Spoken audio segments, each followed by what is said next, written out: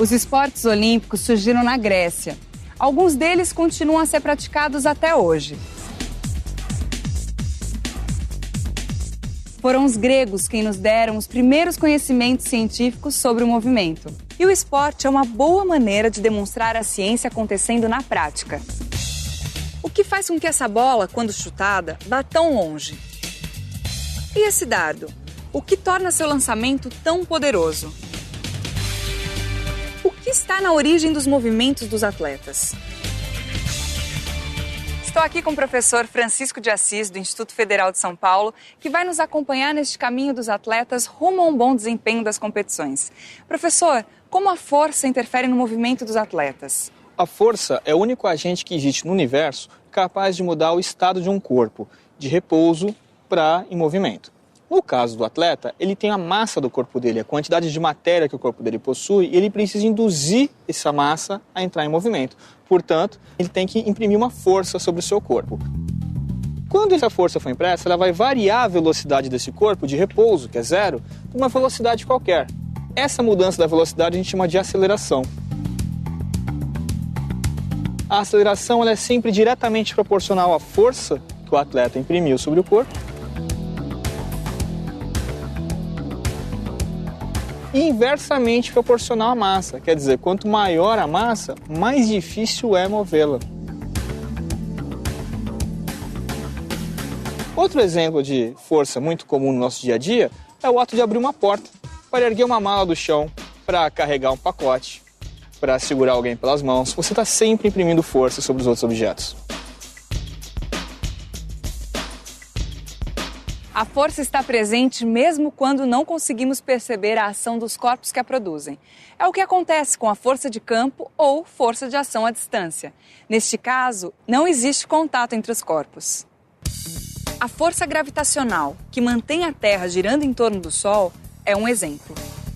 A força de ação da gravidade é o que nós chamamos de força de campo, porque ela age a distância entre dois corpos. Apesar desta bola não estar se movendo no meu referencial, nós não podemos dizer que nada aqui esteja acontecendo. Existem forças agindo sobre essa bola. Por exemplo, a força de atração gravitacional, que age entre todos os corpos que possuem massa. O que acontece é que todas as forças que agem sobre essa bola nesse exato momento estão em equilíbrio e por isso ela não se move. Em física, ela está em repouso. Agora não está mais. Ela recebeu uma força de contato no instante do chute e saiu do repouso. Uma das forças presentes nos esportes é chamada força de contato. Neste caso, os corpos envolvidos na produção de um movimento tocam um no outro. O atleta toca no dardo para lançá-lo. O jogador chuta a bola para ela correr em campo. O mesmo vale para essa cortada no vôlei. Um exemplo dessa força é o que acontece na interação entre o chute do jogador e a bola de futebol, exatamente no ponto de contato entre a chuteira e a bola. Outro exemplo é o atrito que você tem entre o seu pé e o chão quando você caminha. São exemplos de força de contato. Não é fácil lançar um martelo que tem massa de 7,26 kg. O atleta Jair Roberto treina todos os dias e se exercita para jogar esse martelo cada vez mais longe. O martelo normalmente você faz com 3 ou 4 giros, então não fica tão difícil lançar. O disco se torna um pouquinho mais difícil porque o disco ele não tem empunhadura, né? Você lança com a mão virada para baixo. O objetivo é você tentar entrar no movimento o mais rápido, mais veloz que você puder, dentro da técnica, para você conseguir lançar mais longe. Quanto mais rápido você chegar no movimento final, mais você transfere para o disco. Quanto mais massa muscular o atleta tiver, e mais forte tiver, mais longe ele vai lançar.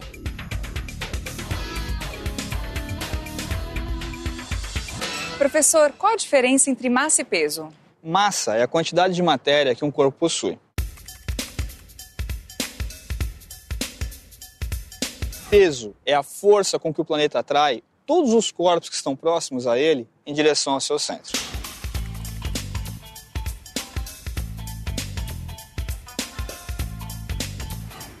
É muito comum que as pessoas confundam massa com peso.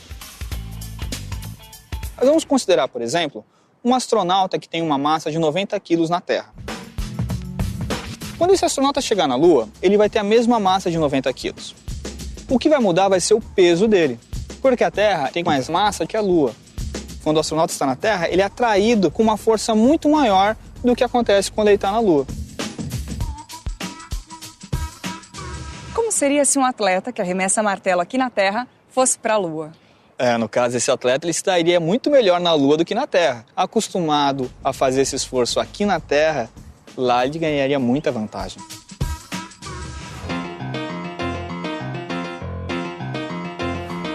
Filósofo natural, astrônomo, físico.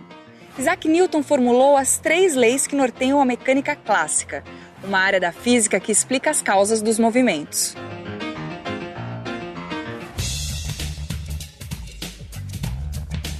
Já reparou que quando você está dentro de um ônibus em movimento e ele breca, você vai para frente se não estiver se segurando?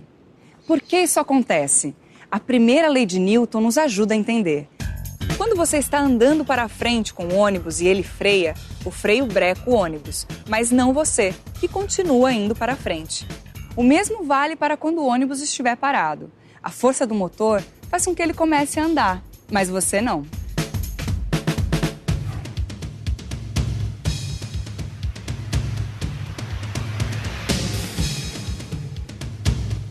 Professor, quais são as forças que fazem com que esse dardo caia no chão?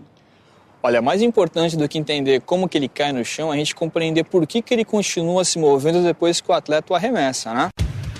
Antes do dardo cair, ele é colocado em movimento numa trajetória parabólica pelo atleta. Uma vez que está lançado, ele permanece em movimento até que uma outra força haja sobre ele, que é a primeira lei de Newton, a lei da inércia. A gravidade é a força de interação entre corpos que possuem massa. E ela está presente interagindo entre todos os corpos que existem no universo. Entre a Terra e o dardo, por exemplo, ou entre a Terra e o Sol.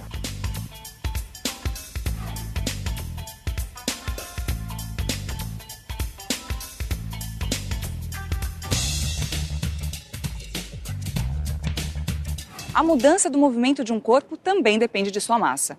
Quanto maior for a massa de um corpo, mais força será necessária para mudar seu estado. Ou seja, mais difícil mudar a velocidade. Professor, é por isso que os atletas treinam com pesos extras e fortalecem a sua musculatura? Exatamente. Esse é o tipo de recurso que permite ao atleta fortalecer o seu corpo, preparar a sua musculatura para exercer uma força maior no horário da competição. Afinal de contas, o que ele quer é aumentar a sua velocidade. Quando ele vai competir, ele tira essas caneleiras, ele tira esse recurso, né, e volta a ter as massas do seu corpo normal. Sempre que você quiser alterar o estado de velocidade de um corpo, uma força tem que aparecer, uma força tem que ser exercida.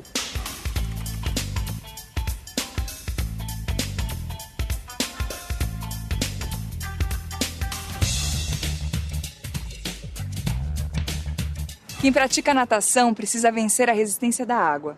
Alguns atletas usam uma roupa chamada Fast Skin, desenvolvida especialmente para competições.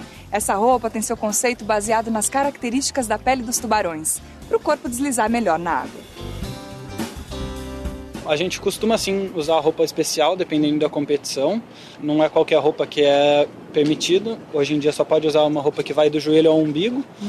Então é só um shorts. E existe algum outro artifício para vencer a resistência da água? Então, a gente tenta ficar o mais na superfície possível. A gente tenta sustentar bastante o corpo no abdômen e o braço o menos na água possível. Só na hora da puxada mesmo que a gente põe o braço dentro da água. Na piscina, os nadadores aplicam a força na direção contrária que querem ir.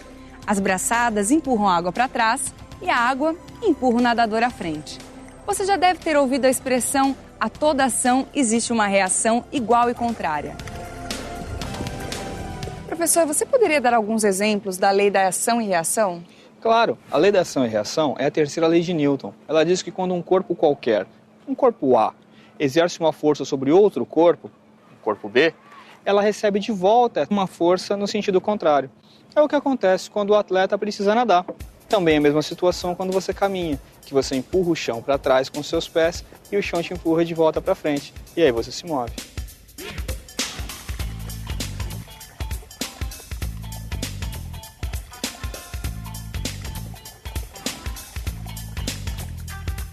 A física está presente no nosso cotidiano tanto quanto no desses atletas. E saber mais sobre a ciência é a melhor maneira de conhecer o mundo em que vivemos. As leis da física que acabamos de conhecer regem os movimentos em todo o universo. Tanto faz se for um atleta, um planeta ou uma estrela. Todo movimento obedece às leis de Newton.